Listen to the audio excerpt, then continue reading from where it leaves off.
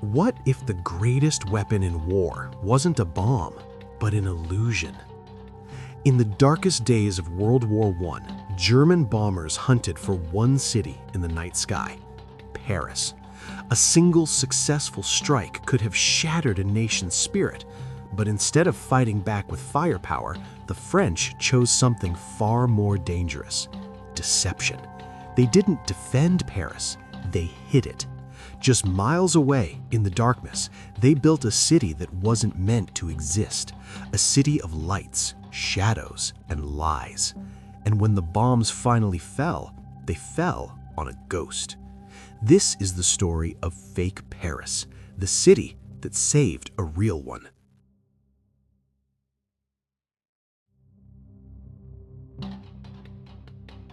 The illusion of shadows. The threat in the skies over Paris. World War I. On the cold, dark nights of 1918, German bomber planes silently glided through the skies over France. The target was clear: Paris. Paris was not just a city, it was the pride of a nation, the heart of art and culture, and a target meant to crush the enemy's morale. The French knew that a successful strike would not only destroy buildings, but also destroy hope. A mad idea, a fake city.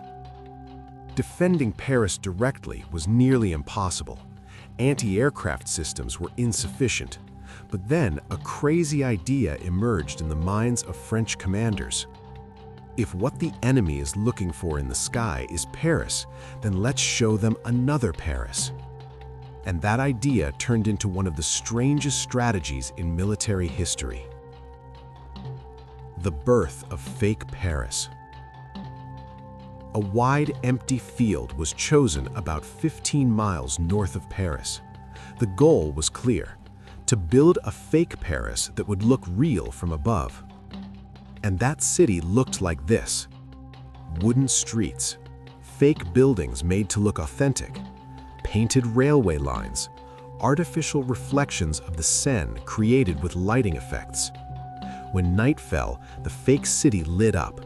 From above, bomber pilots would believe they were seeing the glowing silhouette of Paris. The danger at the heart of the illusion. But the plan had one critical weakness.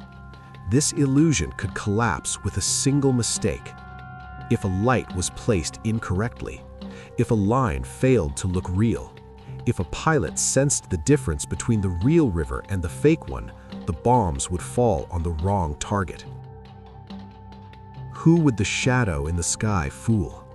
Would German pilots realize the deception? Was it a solid plan or just a ghost hiding in the darkness? Death from above. Paris through the eyes of German pilots. As night fell, the sound of engines returned. German bombers moved slowly across the French skies. Pilots had maps in front of them, but their true guide were the lights below. At the time, night bombings relied not on technology, but on perception. A city was recognized by glowing railways, winding rivers, and factory lights. And the pilots were convinced they were seeing exactly that. The city glowing beneath them, to them, it was Paris. The ghost city comes to life. At the same moment, the silent area 15 miles north of Paris awakened. Fake Paris breathed like a real city in the darkness. Lights turned on one by one. Train stations appeared alive with movement. Fake smoke rose from factory chimneys, mimicking night shift workers from above. Every detail was designed to match the image of Paris in the pilots' minds. This was not a city, it was a stage, and the German pilots were not the audience, they were the victims. Bombs to the wrong address. Then the first bombs were released. Death broke free from the sky and plunged downward, but the target was wrong. Bombs hit empty land. Wooden buildings shattered. The lights went out. And yet, the real Paris stood silently untouched that night. The fragile side of the plan. But nothing was perfect. Fake Paris's greatest weakness was the very thing that gave it power, the lights. If the moon shifted, if clouds cleared, if pilots flew slightly lower, the line between real and fake could blur or disappear. The limits of deception. Fake Paris had fooled the enemy, but for how long? The war dragged on, technology advanced, and German forces became more cautious after every bombing mission. Silent victory. The final nights of the ghost city. Fake Paris lived in darkness for months. While the real Paris breathed, its shadow drew the bombs away. But as the war progressed, the skies changed. Planes flew higher. Pilots observed more carefully. French commanders knew the truth. This illusion would not last forever. Defending a city with intelligence. Fake Paris was never fully completed. A full replica of the Eiffel Tower was never built. Some areas were never used at all. And yet, the plan worked.